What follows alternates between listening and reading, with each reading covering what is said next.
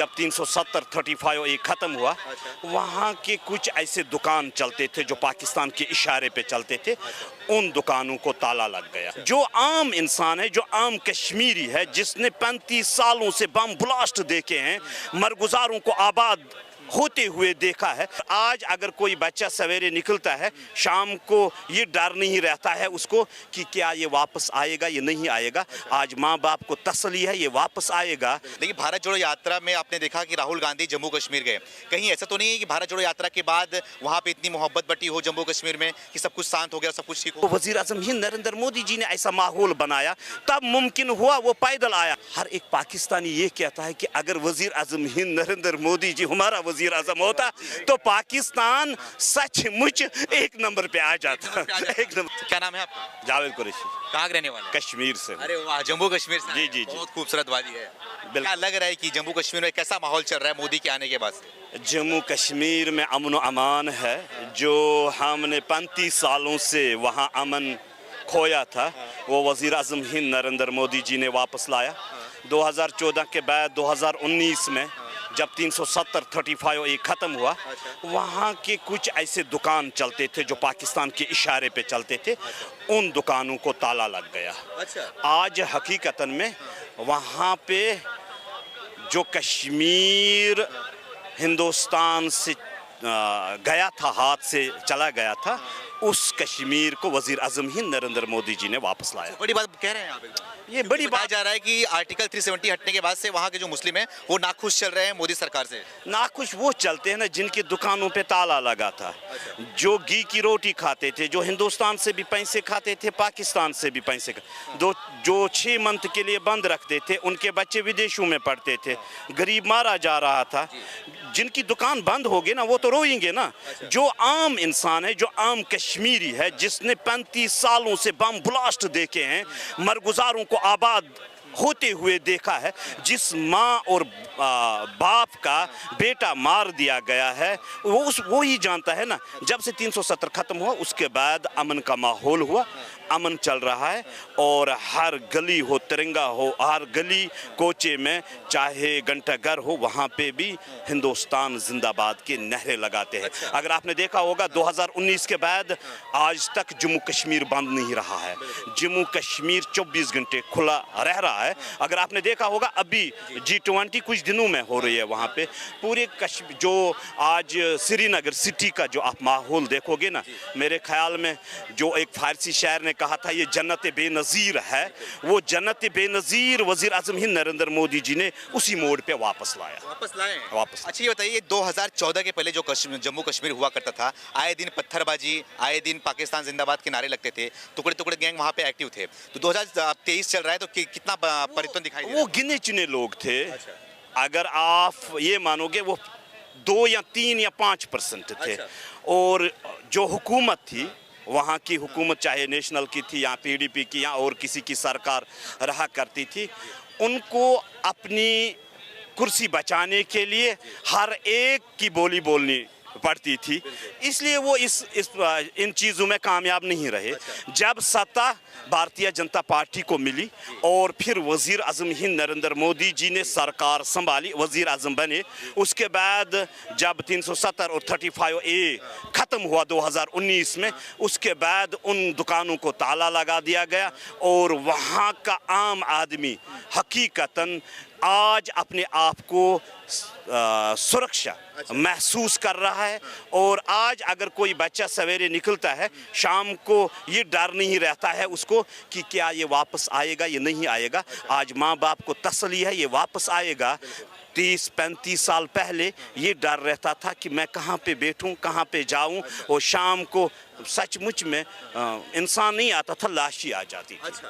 आप भी बात कर रहे थे कि पहले जम्मू कश्मीर में बहुत बुरा हाल था, लेकिन भारत जोड़ो यात्रा में आपने देखा कि राहुल गांधी जम्मू कश्मीर गए, कहीं ऐसा तो नहीं है कि भारत जोड़ो यात्रा के बाद वहाँ पे इतनी मोहब्बत बटी हो जम्मू कश्मीर में कि सब कुछ शांत हो गया, सब कुछ ठीक हो गया हो? नहीं, देखो, भारत जोड़ो यात्रा तो भारत तो पहले जुड़ा हुआ ही है। यात्रा को किस तरीके से आप देखते होंगे, हम अपने हिसाब से बताएंगे। जब इनकी सरकार थी, मनमोहन सिंह साहब थे वज़ीर आज़म, आज तक कांग्रेस का एक लीडर भी बाई रोड कश्मीर नहीं आया है।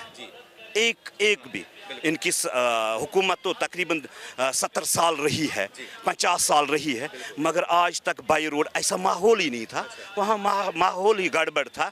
जब 370 ख़त्म हुआ, ऐसा माहौल बनाया गया, वो वज़ीर आज़म हिंद नरेंद्र मोदी जी ने ऐसा माहौल बनाया, तब मुमकिन हुआ वो पैदल आया। और जिस रोड से वो आया वहाँ पे 24 घंटे बम ब्लास्ट होते थे। 24 घंटे किसी की हिम्मत नहीं थी वहाँ से क्रॉस करना।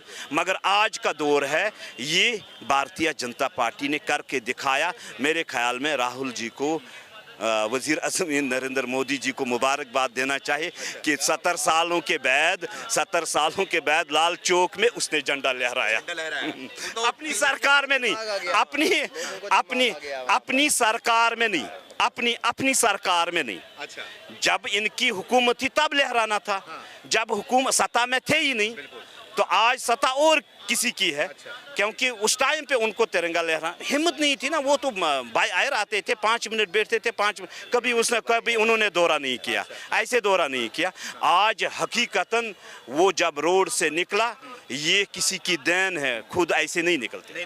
आप तो पाकिस्तान की हालत देख रहे हैं, क्या हालत हुई पाकिस्तान की। अब पाकिस्तान हर जगह में खाली बस एक ही आलाप रहा है, उसको जम्मू कश्मीर दे दो। जम्मू कश्मीर का भीख मांग रहा है। तो आप जम्मू कश्मीर के निवासी हैं, आप वहाँ के रहने वाले हैं, तो क्या कहना चाहेंगे? अगर आप 2010 के बाद पाकिस्तान की हर एक वेबसाइट को चेक करोगे, इनके मंशूर में जितनी भी पाकिस्तान की सियासी पार्टियां थी, उनके मंशूर में होता था पहले मसले कश्मीर।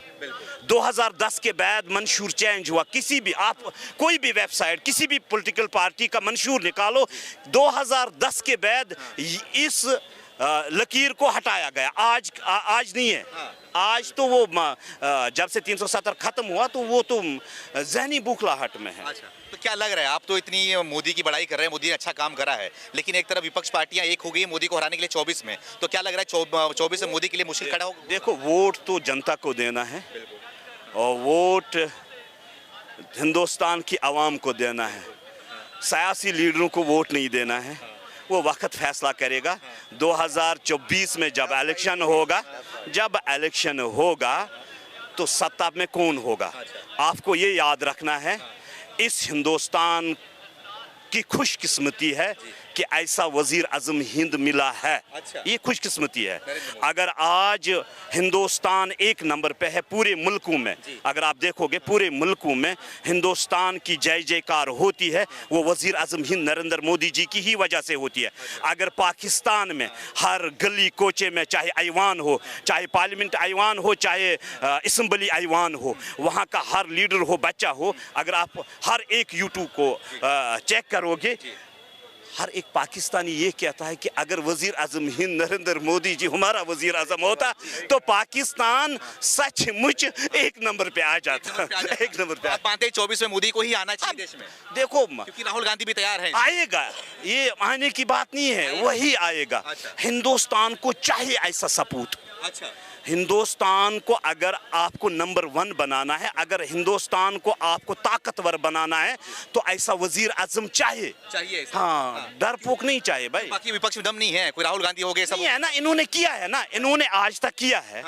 आज के बाद इनको कभी इस पीएम हाउस में हिंदुस्तान की आवाम घुसने नहीं देगी। बहुत बहुत धन्यवाद। सब बात मत करिए, आप बताइए ना, आप बताइए कि आप जम्मू कश्मीर बोल रहे थे ना, मैं बस इतना बोलूंगा, लोगों का वहाँ दिमाग आ गया। क्या दिमाग आ गया? लोगों को वहाँ दिमाग आ गया, हमें किसके साथ चलना चाहिए, क्या चलना चाहिए।